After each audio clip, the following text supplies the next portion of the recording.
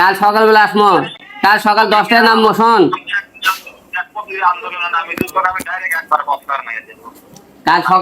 কাল সকালবেলা আবার মাঠে নামতেছে, তুই থাকিস। আন্দোলন করে সকালে একদিন দেখেছি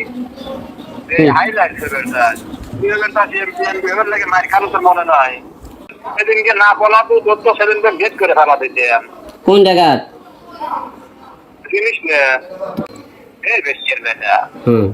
আন্দোলন কি করে আচ্ছা তুই তোর তো অনেক তোর তুই তাহলে আমার সাথে দেখা করিস, তোর শক্তি হবে না। তুমি আলতু ফালতু কাম কাজ করে বেড়াচ্ছে খান কিনা খাওয়া দেখা হয়েছে তুই দিয়ে তোর সমস্যা কি হয়েছে?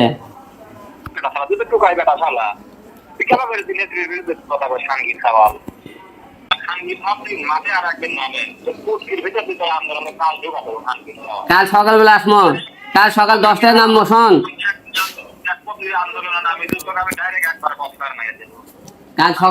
কাল সকালবেলা আবার মাঠে নামতেছে, তুই থাকিস।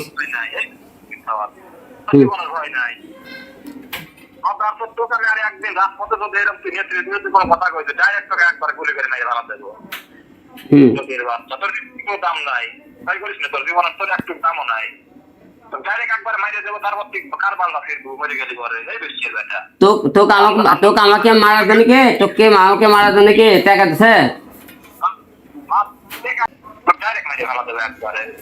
একদিন আন্দোলন দেখ কাল দেখি তুই এরকম কোন কাহিনী করে দেবো। কাল সকাল 10টায় এফডিসির সামনে আমি আন্দোলনে থাকবো, তোর দল হিম্মত থেকে আসিস। কাল সকাল 10টায়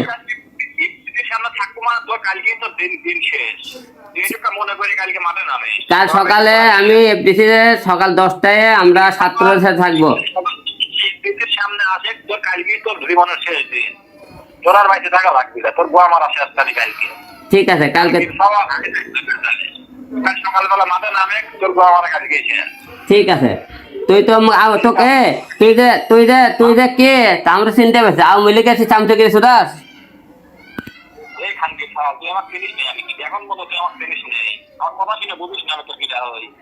কি হচ্ছে আমার?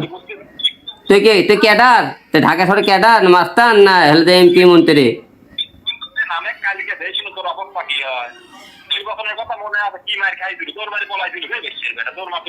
ও নির্বাচনে তখন আমাকে ঢাকা 17 আসনে মারে, তাহলে 1 নম্বর লিডার তুই ছিলি।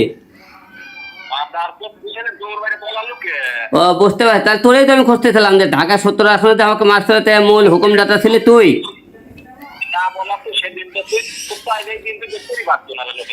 ও আচ্ছা আচ্ছা, তোরেই তো খুঁজতেছিলাম যে ঢাকা 17 আসনে আমাদের উপরে হামলা হচ্ছিল, যে সে মূল দাতা যে তুই ছিলে, তো তোরেই তো খুঁজতেছিলাম আমি এতদিন।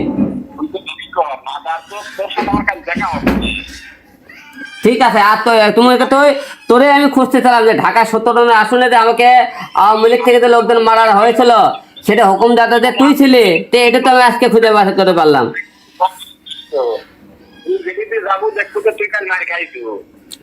আচ্ছা যাই হোক, তোর সাথে পরিচয় ভালো হলো। ঢাকা 17 আসনে যে আমাকে অ্যাটাক করছিল, তোর হুকুমে এই শোন, ঢাকা 17 আসনে মার চলেছে তোর হুকুমে।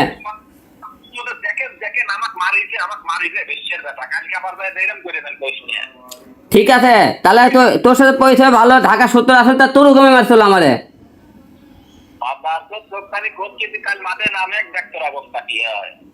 ওকে ওকে ওকে, ঠিক আছে ঠিক আছে।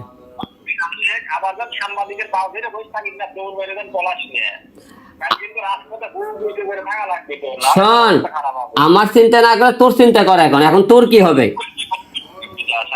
তুই তো আমাকে ঢাকা 17 আসনের লোকজন মারাছিলি, এবং তুই আওয়ামী লীগের ক্যাডার বাহিনী, তুই তো আবার প্রমাণ করলি যে আমাকে যে এই যে হুমকি দিলি আমাকে মেরে ফেলার, তোর নিজের ব্যাপার তুই নিজে টেনে আনলি। তোর আব্বা তোর এমপি মধ্যে সবাইকে আবার সুষ্ঠু নির্বাচন করে আমার সাথে নির্বাচন করতে, আর তুই যে আমার ঢাকা 17 আসনে মারাতে 1 নম্বর আসামি তুই, তোরে তো আমি খুঁজতেছিলাম এতদিন ধরে, তোর হুকুমে মারছিল। হ্যাঁ, তোরই দরকার আমার।